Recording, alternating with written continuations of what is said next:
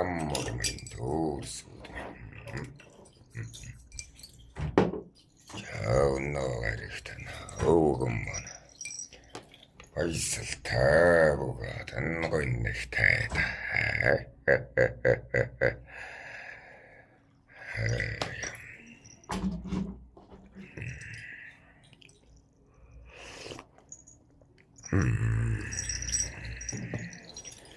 Jaahan taaujuela.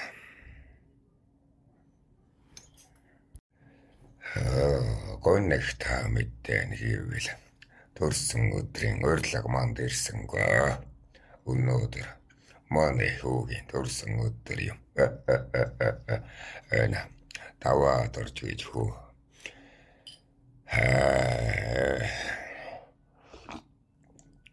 Mani iksendegeellä. Onko tjits tahkuju? En olla jiman itskine. Jottahnaaniga. Zolverääti juoltua. Hatsan boortua. Juoltua urtun täyäätin. Tootjahku. Komdalta. Jaa, jussuiluudu. Kevtsikine. Nugu täivura. Maa sheikh vaijasta. Maa nein olla juuriitsen. Eruulin hessammen. Ossuksen. Tallarhalta. Torsun utturta õraguuden komdalta.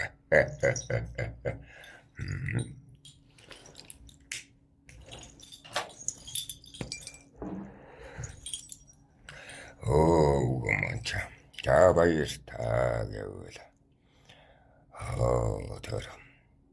Tangrin tohtsumpaitagi taa. Jauhsangeet. Tora. Tohtsan huuni. Tuun aina maan eeräkin sannortutagiumkin. Tällä tuun hän maan eulaachita. Järtväin. Järään tuntuuden jaahan jaganla. Poichana. Tängräärsnik suukultaa tuohaarin. Ja mortuutsen impulsoa kädellä. Urstada jalraadal. Ei tuotuukin sannortsoo. Jaasen säähän tuultakin. Turtuut mennäkähtä tuon. Maan täh. Taalыгts. Posa tuon tjöis. Tägähtä saanpohtsaat ihtompäisäisuuteen. Jaa tjöiter. Tohtsenkin mandavtjertjertst salsuola. Einega. Tuotuuluuli. Ei luukinega. Uurusen sannortii kädel. Töksen johar ollaatsen. Puurla nahtsen altartahumman juuhijotto tänik onkut tuutit vain tuotuoltsukki tsilsen iltegi. Maniklavnamak tahkuget. Skärndegat.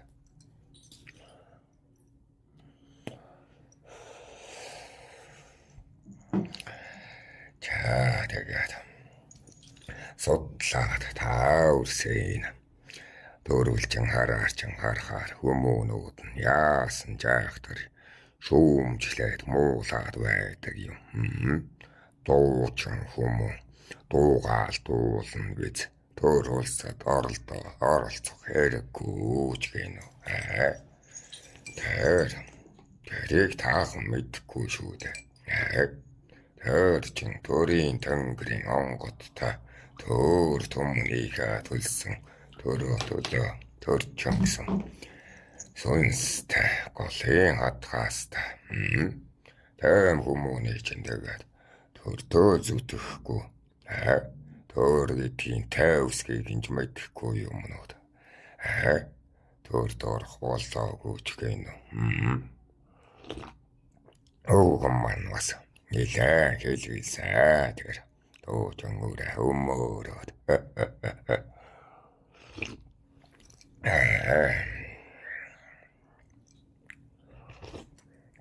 За тэгээд тэр түүна сэрэн хүмүүн гэж ямар хүмүүн байлгаад эрэл хайгуул хийгээд онго тэнгэрийн эрэл хайгуул хийгээд тэр хүм буюу бэд гэдэг ном уншсан гинэ. Тэгээд өвгөдтэй холбогдож байгаа юм гэн. Тэгээд би өөрийн өнцгөөс сэрэн хүмүүн гэдэг жаахан өнөөдрийн ярианд оруулчихдаг юм уу гэж бодоно. Өмнө лаач та түүхээ ярьчихсан учраас жаахан өөрчлөлмөр санагдаад.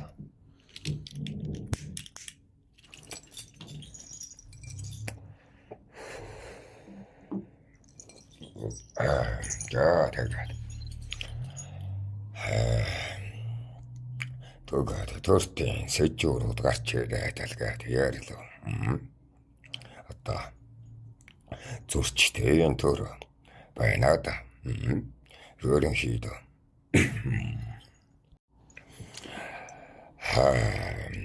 ерөнхийдөө дотоод тэмцлээ дарахын тулд одоо хаашаага буюу манайх руу байлддаг нь тодорхой болоод ирсэн юм.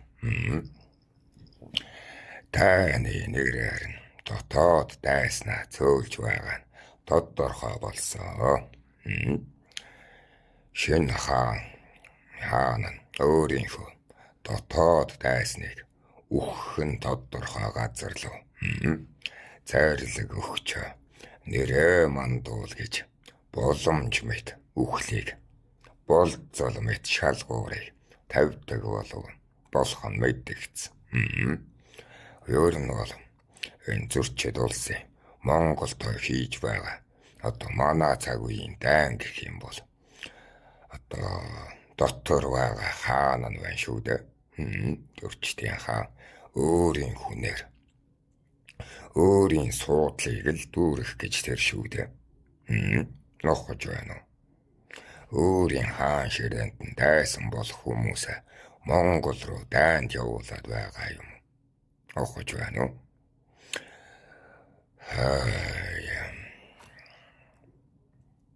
Тэгээд л үхээд нэг сулраад нэг тэр орон зайд нь өөрийн хүнээ тавьдаг байхгүй юу?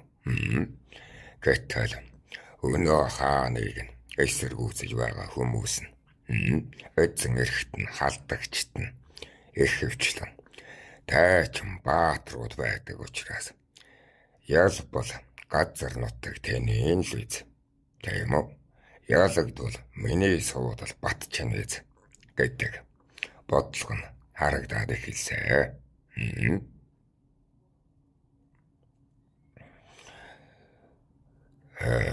Тэгэхээр тэд нар зүгээр л дотоод тэмцэл гаргаад суудал булаацалтаад байгаа хүмүүс Монгол руу туугаад байна гэсэн хохож байна уу?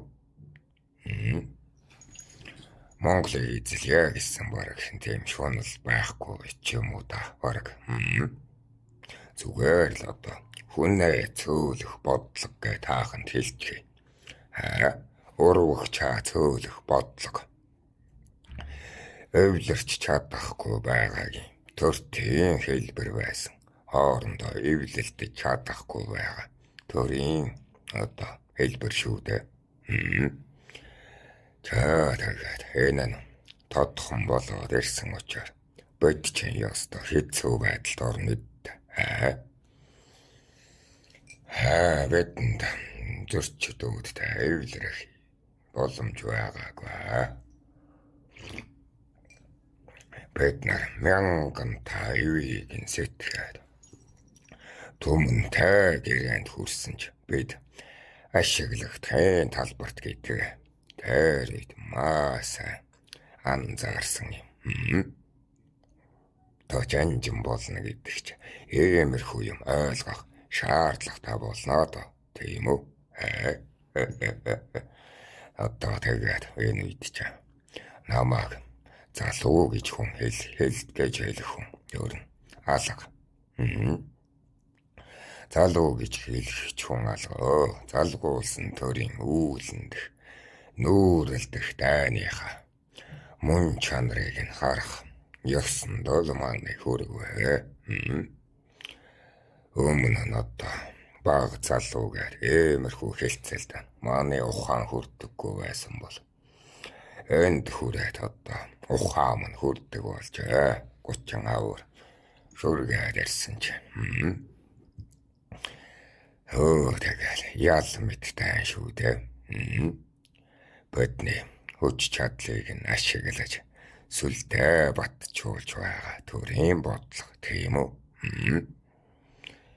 Тэгээд нэг талдаа бүрэн хүчээр дайраагууд нь талархах ч юм уу да. Нөгөө талдаа зайлшгүй олон удаагийн дайнаар эддэж гаргах мэтэл биднийг нь ашиглаад байна да. Энэ явдалд нь ухаан олчихсон учраас нөгөө талд хийсэн энийг мэднэ гэж бодвол амьд үлдэхийг илүү эрхэмлэж алдар нэрийг илүү хөөцөлдөх дайнд нь бид урдаас нь тулах явдал тайлбарсан. Ухаж байна уу?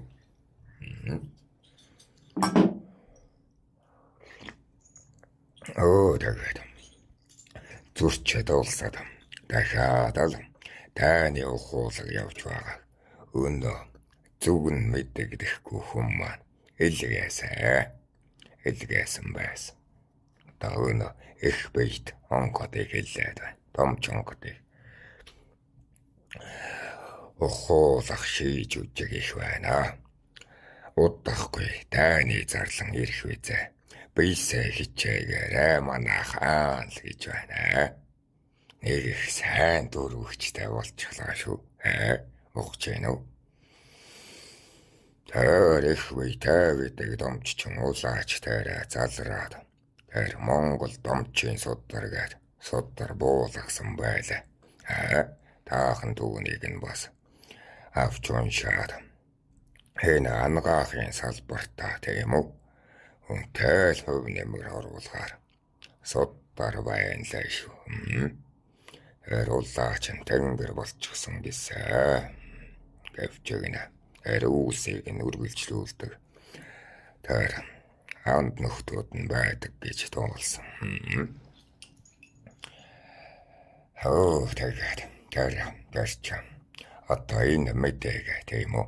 Янхны хүрээгээр ноолж байгаа хүүхнээс нь янхны хүрээнээс нь сонсчод бид нар л нэг ёгт чимээ илгээдэг хүүхэд ч гэж тэр залууд бол талархахын дээр талархнаа. Хэрвээ нутагта үзэгдэх юм бол энэ хүнийг маш цэнгүүлж амьдруулна шүү гэд аргачин ах мань байна да. Бүр юм сан бүртүүлээд эхэлсэн. Зөвхөн тэр хүүхэд дээр. Аргачин сайд хэлнэ тэгээд л. Энэ хүүхэд хатаа гэд манайгаа бас шүүмжлээд энэ хүүхэд хатаа чамаас илүү энэ төрийг нь түшиж байна. Нэг ганц үг хэртэй үйл хэрнэ ямар их зөрөг төвчээрээр олж байгаа үгүй. Ямар их сэтгэлээр өртөөлж байгаа үгүй. Ямар их монголоо гэсэн сэтгэл бай. Ганцхан үгийг зөв хэлнэ гэдэг чинь энэ шүдэ хатаа минь гэдэг аргачин ах бас манайг шүүмжилнэ.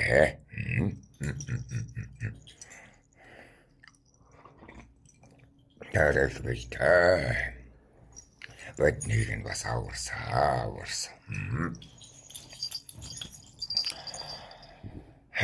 Та нар тэгээд өдөртэй сайхан амьдарч байгаа дээр онгодын тус ихээ шүү. Тэгээд аргээр Дээр голомтод нь тусгай үрэгдэх ч юм уу дээр думчийн содрыг авч уншаараа даа. Мантай бол хамаагүй. Ман юулаач ч танихгүй. Онгодын ертөнцийн л бид дотооног ихүү. Бодч юм бас хүмүүний зам будаана. Буугаад энэ хаар сүнснүүдтэй чинь үдцэлцээд шархтнаа. Одоо ч тэнгэртээ домчоо хийгээд явж байгаа. Очоод бол бас эмчлүүлэн шүү дээ. Тэгээд лайрах чангах шүүмжлээд бахаар. Би тэрийг нь тоохгүй. Нэг мөртөөний үг энэ миний цэргүүдийг боожуулахаас дээр байна уу даа гэдэл бодох ч хэлсэндэ. Би өөртөө бас хүний нутагт би бас хүний нутагт тэгж амьдралыг зоригдчиход айдсан тэмдэглэснэ өртөөлүүлээд явах уу гэдэгтээ бас эргэлзэн шүү дээ. Тэмээс хүндгүй биш Хүндэлэн гэхдээ үнлэмжгүй. Энэ үед чана бууханда гаршия гэд. Аргачин ахын да ирчихсэн байсан юм. Би ч одоо энэ насандаа бол тамир хөөцөлдөөд тамирынхаа дээдийг үзчихсэн. Энэ булчин шөрмөс чаханчихсан. Одоо дээд хязгаартаа тулчихсан гэсэн. Ах хуй үзээд одоо ах ухаан дээдийг нь туллагчихсан. Тоосын бол одоо таахны хилдгээр санхүүгийн эрх чөлөө гэдэг байлоо. Ах хуу маань дээдзэгтэй тулчихсан. Одоо тэгээд яах вэ? Одоо зөнгөөл хурцлахаас өөр арга алга. Тийм үү? Хүнд өөр нь алд бие төгөлдөржүүлдэг гурван л арга байдаг юм. Тааханд хэлээд өгчэй. Нэгт нь юу? Ахуугаа тогтоох. Хоёрт нь санаагаа тогтоох. Гуравт нь зорилгоо тогтоох байдаг юм. Олох нь биш Олох нь биш шүү. Тогтоох нь хэцүү байдаг юм. Эх нэртэй болоод л таахан одоо тийм үү. Олоход ч амархан л байгаа. Тогтоох ч хэцүү байгаа. Ахуугаа тогтоох, санаагаа тогтоох, зорилгоо тогтоох, цээжлээд ав.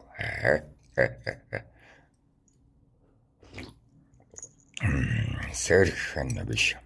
Тийм үү. Үйлдэх нь хэцүү байдаг юм Энэ цагтаа таахан сэрх тохиромжтой цагтаа байна. Сүнсний сэрэлт гэдэг нь болно. Манай цагт чинь тойрон тэр дээшээ онгод тэнгэртэйгээ холбогдож чаддаггүй хүн марг байхгүй ховор шахуу байлаа шүү дээ.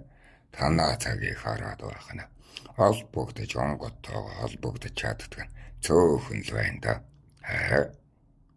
Тийм үү? Нэг хэдэн уран бүтээлч зураач зөвхөөд өрсүүд тийм үү? Онгодоо хүлээгээд онгод орж ирэхгүй байна. Онгод орж ирэхээр нь зураг авч зураад дуугаа зохиогоод.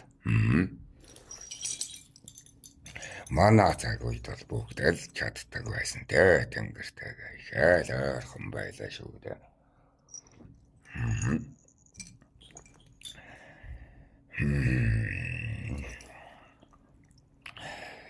Сэрх нь бишээ үйлдэх нь хэцүү байдаг гэж хэлсэн шүү гэвчигнэ. Хүн түмэн тийм үү. Сэрн гэдэг нь яг юу хэлээд байна гэхээр буруу зөвийг өөртөө тулгаж болохгүйг дэнсэл сурахыг хэлдэг юм. Сэрэнг бус хүмүүн Унтаа хүмүүс тийм үү? Сэрэнг бүсгүн эргэлзхийн сэтгэлгүй байдаг юм. Ямар ч эргэлзэх сэтгэл байхгүй. Сэрэнг хүмүүс бол эргэлзхийн сэтгэлтэй байдаг. Ямар ч эргэлзэхгүйгээр одоо тэр явхлан дуучингүй байдаг ч юм уу те. Муулаад л. Гэв гэл бүр ямар ч эргэлзээгүй муу хүмүүс гээд итгэж гисэн. Энэ дөрүүдээр ч чадахгүйгээд итгэж гисэн. Сэрэн хүн чин эргэлзхийн сэтгэлтэй. Яах вэ? Энэ манай цаг үеийнхэн хүний үгээр угаасаа ухаан хийдэггүй. Танаа цагаас ялгаатай. Өөрийн ухаанаараа жолоо хийдэг учраас өнөө цаг үе таахнаас дээр гэж би хэлье. Ятгалганд амар өртдөггүй. Чи үнэхээр ухаантай, үнэхээр шилдэг байж л доор хүмүүнийг агуулна. Мөн чанар чөлөөт зорилгынхоо сүнсээр байдаг хүнийг л сэрэнг хүн гинэ. Та үүнийг сайхан тогтоогоод аваарай. Мөн чанар чөлөөт зорилгынхоо сүнсээр байдаг хүнийг л сэрэнг хүн гинэ. Гэтэл сэрэнг хүний дараа бас хүн байна. Сэрэнг хүний дараа үйлдэлт хүн гарна. Тийм үү? Үйлдэл. Та нар одоо тэр бурхан буддаага сэрэнг хүн гэдэг үстэй. Тэгдэг үстэй.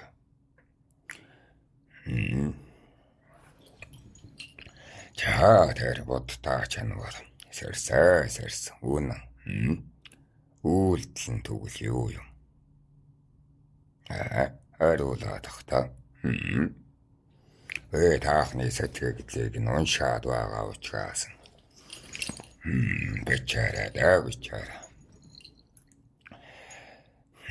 Төвний үйлдэл нь төвчийн үйлдэлт. Тийм үү? Үнэхээр хүнд нөхцөлд төвчийг хүртэл үйлдэл гэж үзэж болно. Тийм үү? Төр төмнийг нь хөвсхийн үйлдэл хийснээс төвчийн үйлдэл их байхыг нь ажаад төвчийн сургаалыг хэлдэг үедээ.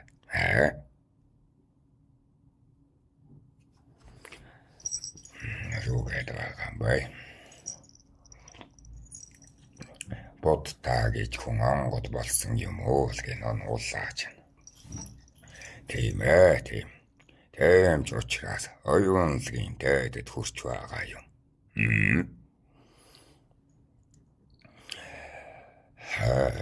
Онгод гэхээр юу юм? Оюунлгийн дээдэд хүрчихсэ хүмүүнийг энэ махан биеэсээ халлаад тийм ус тааж болохгүй оюун санаа гэж үнэлэгдээд.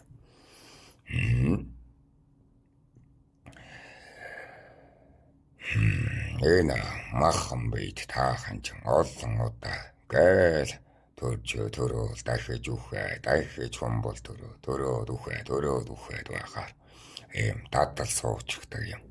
Хүн болж төрөх.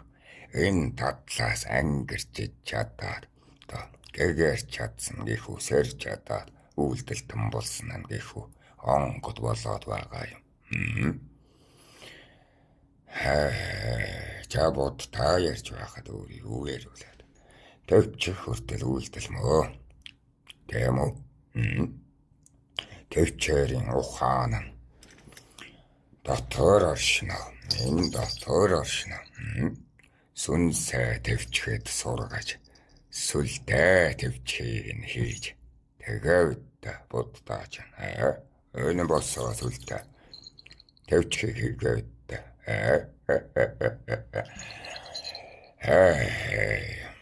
олон мянган асуудлыг шийдэж болно гэдэг ололтыг олсон хүмүүн байсан шүү дээ. Хүнд байсан бидтэй. Бэ хүндлэлтэй тэр хүнд хүндэлдэг. Тавьчихын сургаалтанд хүндтэй хүндтэй. Харин үнэхээр зөв цагтаа тавьчихын сургаал хэрэгтэй байдаг. Тийм үү? Гэвчгинэ. Бүхнийг тавьчээ гэдэг сургаалт нь жаахан дургүй. Жаахан ч гэж юу ихээ дургүй. Дундуур дургүй. Эх гэж хэлж чадахгүй. Төвцээр байгаад төрөө алдахгүй. Төвцээр байгаад удмаа таслахгүй. Эр хүмүүний ёсон хүслээ тавьчих хэрэггүй гэж үгэн маань хэлчихвээ. Босоод элдв асуудлыг тавьчих хэрэгтэй.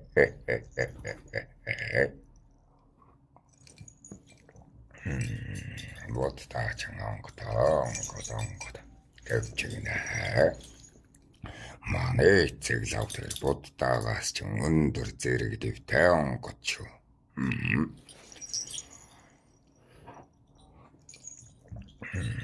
Бараадахгүй шүү биднийг.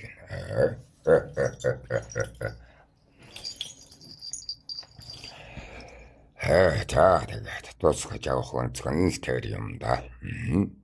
Үнэхээр л тавьчихыг эрхэмлээд асуудлыг нь харахад өнцгөн байж л байдаг. Үлдэж чадахгүй байж төртийн өмнөөс боож өгөх хэрэггүй. Тавьч мөн үү? Үлдэлт чадахгүй гэж өөрийгөө тавьчихна. Нэг талдаа зөв, нөгөө талдаа буруу. Тийм үү? Төрийн хүн тавьчийг хийчихвэл яах вэ? Яах юм? Та нараас асууя.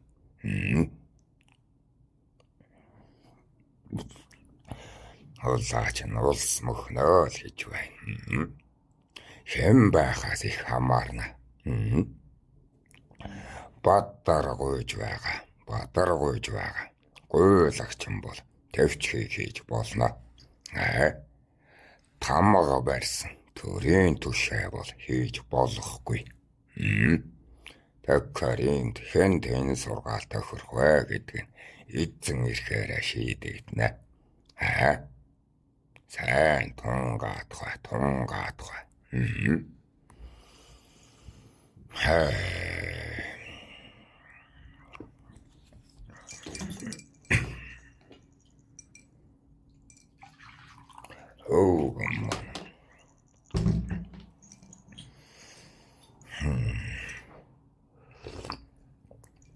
Тэр бодтаагаас ч илүү л байгаа үт.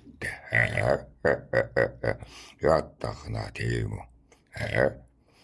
Бууж ирээд уллаач та удамдаа залраад л үрс та нарыг загнаад л тэнгэрээс та нарыг мулгуурч байгааг харах ямар хэцүү байдаг гэж санана. Түүний оронд бууж ирээд загнаад тэгэхгүй бол сүнсэн биеэрээд яаж загнах юм? Тэр буддаа ч та нарыг загнаж чадахгүй шүү дээ. Тийм бид.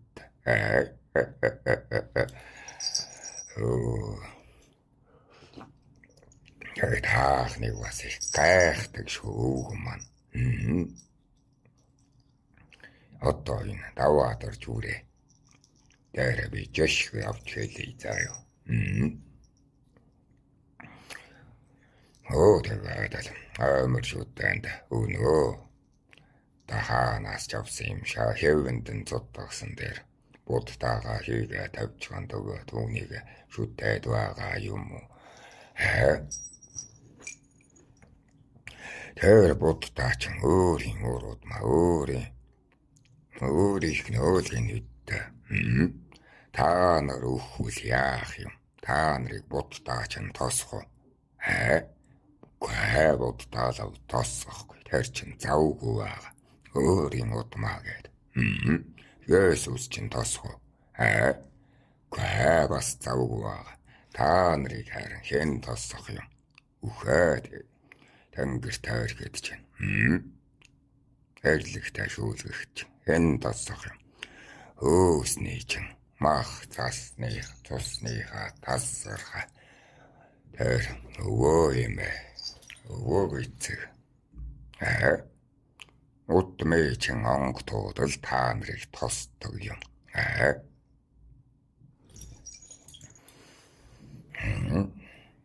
Таваад орч яах нь? Чоногтой ирлэг нь л тосох нь байх шүү дээ.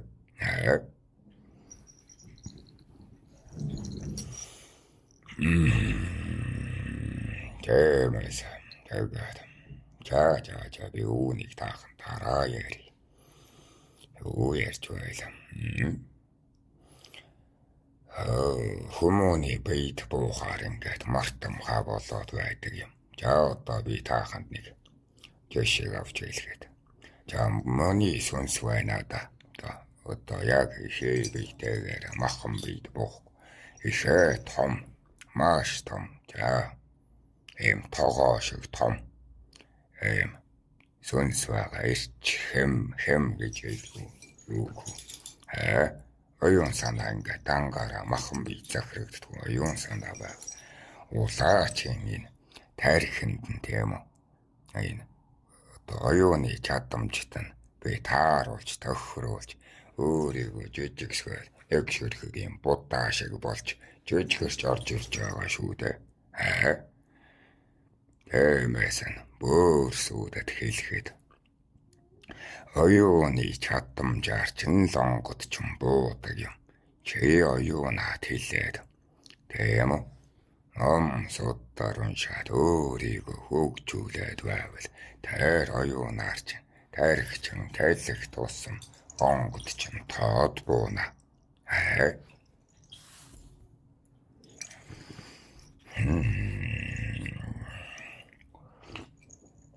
Чааг маныг энэ хүүрнэ шивнэ подкаста хийгээд эхэлсэн чинь зарим нэг үрсүүд танд одоо шавар яа намайг бөө болгоод өгөө гэж байна. Би шав авдаг. Надад шавнар би. Энэ хөхнөрөтийн улаач нар би.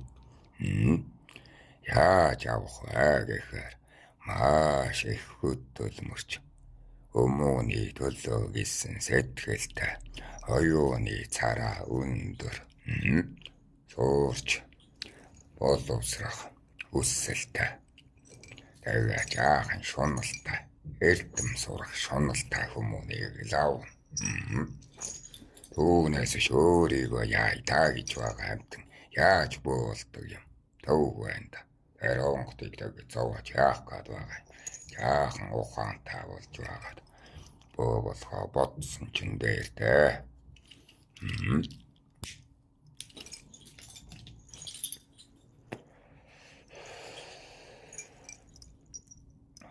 Бэт маш завгүй ажилдаг. Чөлөө завгаар харан л энэ хүүрнэ шивнэг нь хийгээд байна.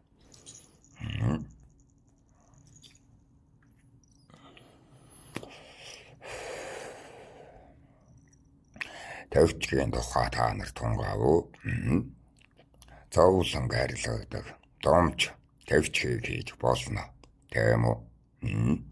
Яг одоо өргөсийг нь өргөс орчлоо. Авлаа гэд шархан анахгүй нь би. Тийм биз? Тэнд эдгэрлийн хугацааг нь төвчгэн зүйн хэрэг бидтэй. Гал зурч шүүмжлээд байхын хэрэг байхгүй. Цаг хугацаа гэдэг нь оршин шүү дээ. Тийм бид. Тэрийг нь олохын сургаалт бол үнэхээр анч мэргэн ухаантан мөн. Будтаавал.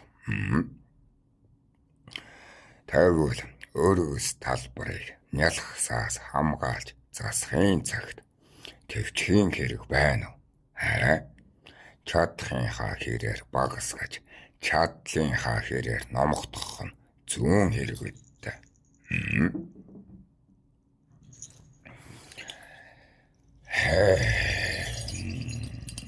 Тийм болохоор бүх хүнд тохирох албагүй. Бэта тийм тэнэг уучраас тааханд шашин үүсгэж өгөө гэж бодоод байна уу? Өчнөө шашныг үндэслэх хэмжээний оюутангууд бидний цаг үед байсан. Яагаад шашин та нарт зохиож бичиж үлдээгээгүй сайтар тунгаагаар. Хүн болгонд тохирохгүй тэргүүдтэй чинь сургаал.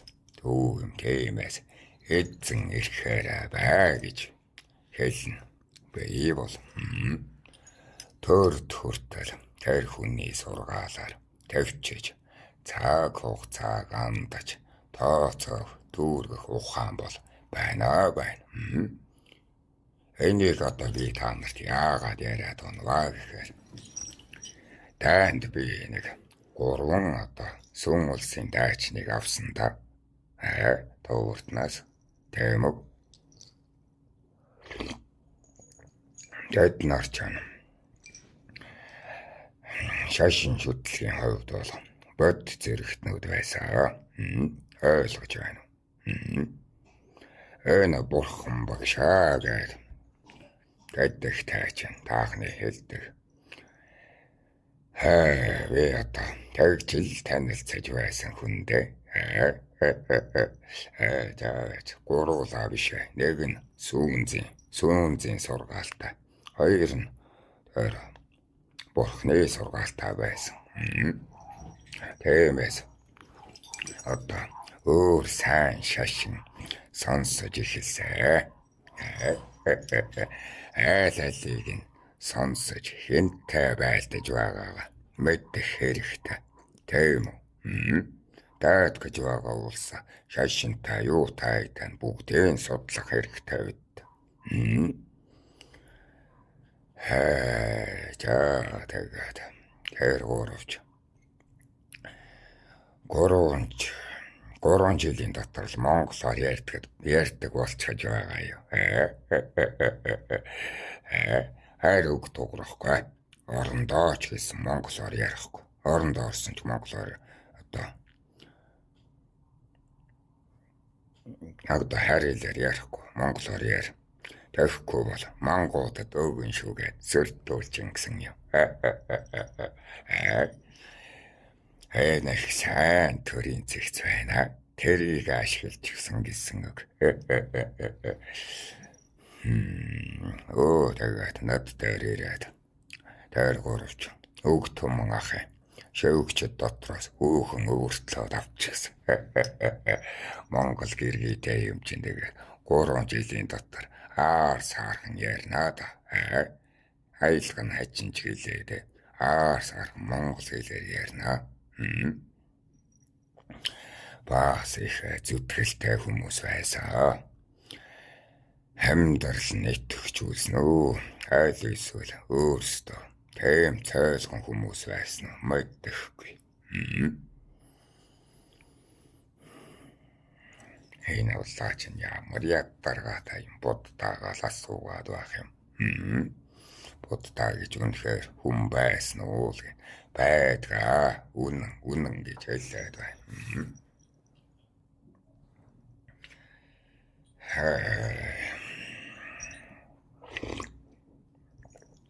Тэгээд өөртөө авсан 3 хартнаас чадхаараа л мэдээлэл цуглуулсан. Хартны нутгийн дайчид яаж цэргээ бэлтгэж байгаа юм. Тогтолцоог нь харахад 5-ын тогтолцоотой. Нэлээд одоо хуучны тогтолцоо л байлаа. Хүний олноор ялдаг хөгийн муугаар дайддаг олон ч зүйлсийг нь сонсоод сонортоод хартны тулааны эрдмийг авахгүй гэж шийдсэн би.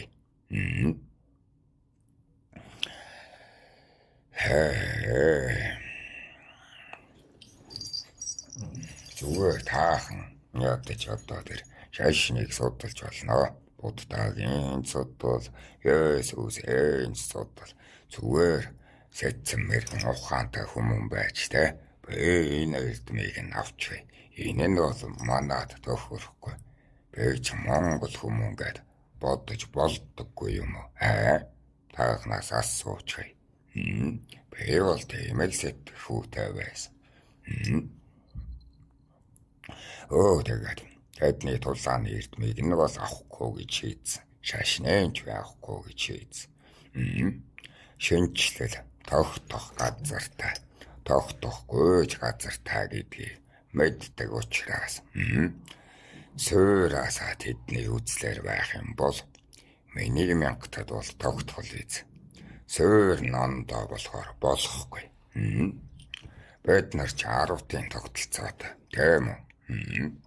10-д 100-д 1000 гэдэг тийм үү?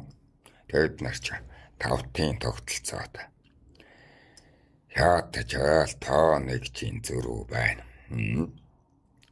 5 хүний үгийг сонсох, 10 хүний үгийг сонсох ондоо. Тийм үү? Ондоо байдаг юм. Тэвчхэн ч ондоо, тэмцхэн ч ондоо. 5-тод ердөө. 5-т дотор тийм үү?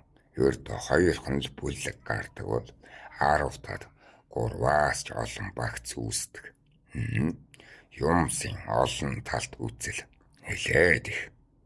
Иймээс л 5-ын зэргийн зэгцийг одоо энэ тогтолцоог нь авахгүй гэж байгаа юм. Ухаж байна уу?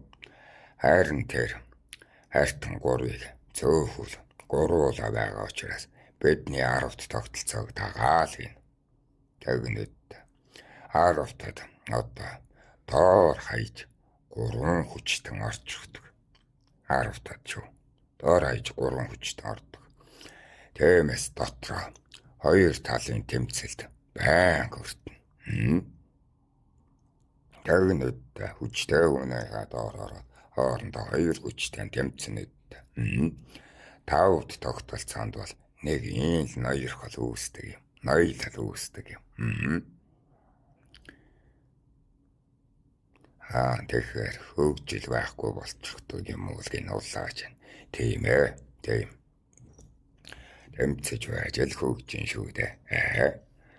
Хүн гүрэн. Тийм үү?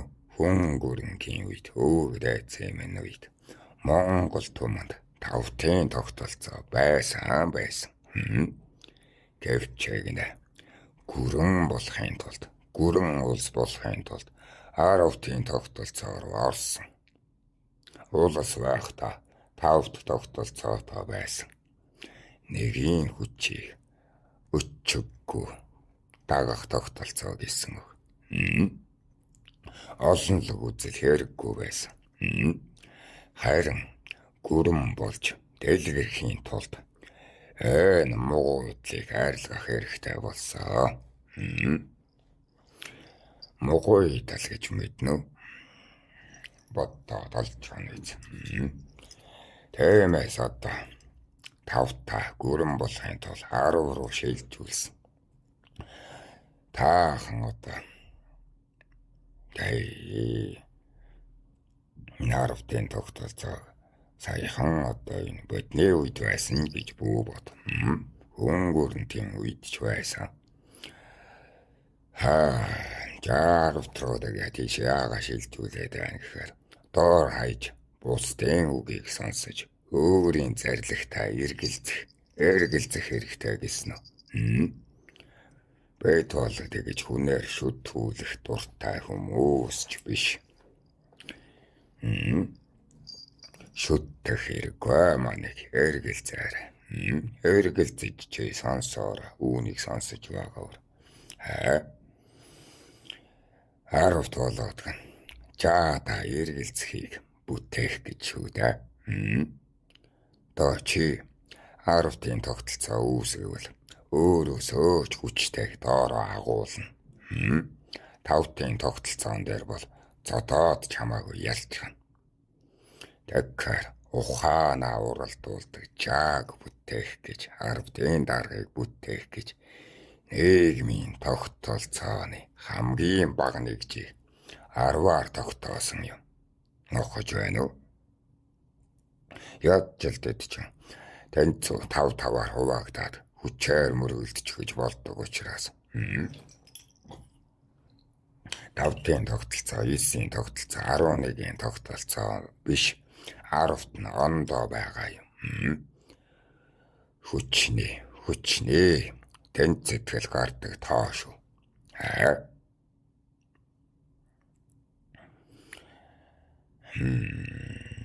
10-ийн тогтолцоонд сул тал байхгүй. Уллаа чанаас суугаад байна. 10-аас олон болоод ирвэл харин сул тал гараад ирнэ. 10 бол сөрөг нөлөөгүй. Гэхдээ тэмцэлтэй. Тэр тэмцэл нь зөхөх ёсны тэмцэл. 10 та яаж бүрдүүлснээс бүхий зүйл хийдэгддэг юм аа. Эмээ алдах уу? Осолдож ялагдах уу?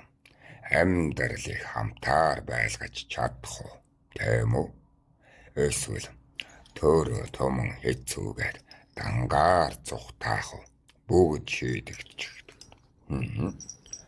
Өөрөөсөө дордоор 10 та бүтээсэн түмэн дайны туганд үхчихдэг юм аа. Яагаад гэж бодож байна? Энэ нь одоо нийгмийн шалгуурт өөрөөсөө хүчтэйг 10-т та оруулах ёстой гэсэн үзлийг суулгадаг юм.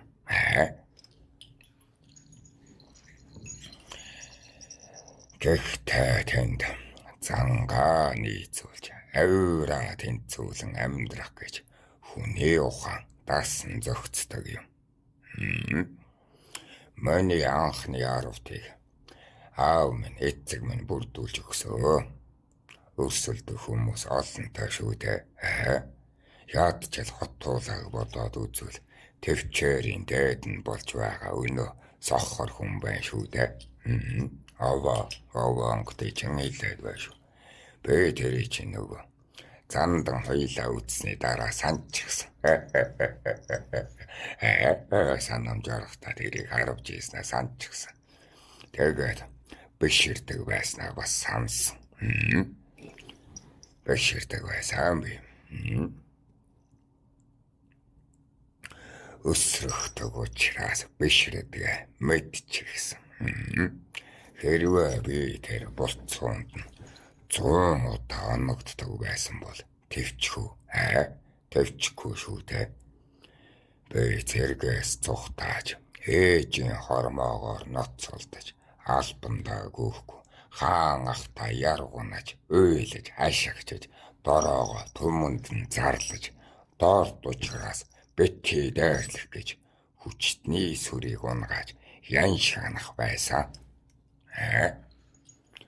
Дороогийн зэвсэг гэдэг чинь тэр шүү дээ. Дороог дээрлэгсэн хүчтэн гэдэг нэр чинь ташуур шүү дээ. Ухаж байна уу? Иймэрхүү авир гаргаж байгаад л өөрөөсөө хүчтэн түлхэх байсан.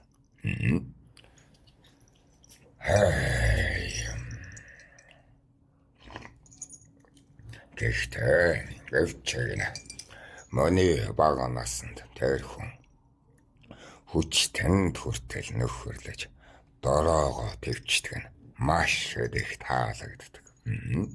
Одоо ч нөхөрлөж суугаад маш их таатай. Нэгүүдээ аваа дороогоо хизээч ил гаргадаггүй. Тэр нь онгод болохын мөрн байлгүй л гэж бодож байна. Таахан дээр зөв тавуугаад хийгээд байдаг подкастын сонсоол байлгүй дээ. Тэгээд хүн бэрхшээлээ тоолоод дороогоо гаргах бол элбэг шүү дээ. Маш элбэг. Ер нь бусдаас ялагдахын талбараа болохоор амьд үлдэх тийм үү? Амьд үлдэх ялагдлын талбараа сонгочихдог. Ухаж байна уу? Гэтэл энэ сохор хүн тийм үү? Онгод дороотойгоо хизээж эвлэрч байгаагүй. Одоо ингээд манай подкастын хүүрнээ шивнэ гэж хийхэд уран болж байна шүү дээ. Одоо ч бас гэсэн надад уран болж байна.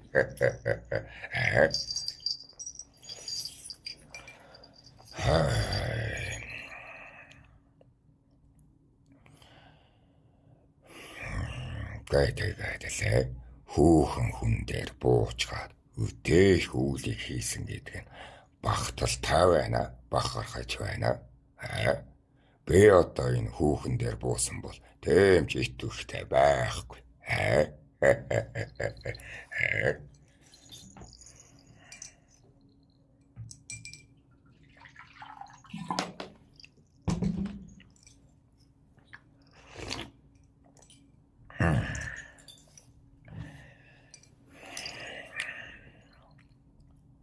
Яагаад гэж юу? Эмэгтэй хүн чинь эрэгтэй хүнээс илүү дороогийн манлаа байдаг. Мэднэ. Биеэр хүчээр булчингаар дийлэхгүй учраас үгээр ухаанаар давах гээд байдаг. Дайраад байдаг юм. Эмэгтэй хүн. Тийм үү? Өөрт нь мундаг чи ял болгож бусдыг нийгмийн дор гутаачдаг шүү дээ. Энэ нь тэдний чаддаг зүйлээ. Дороогийн сүлтийг мандуулна гэдэг юм. Эмэгтэй хүмүүс хүчтэй дээр биш доройдоо алдаршдаг. Гайх гэж байна уу?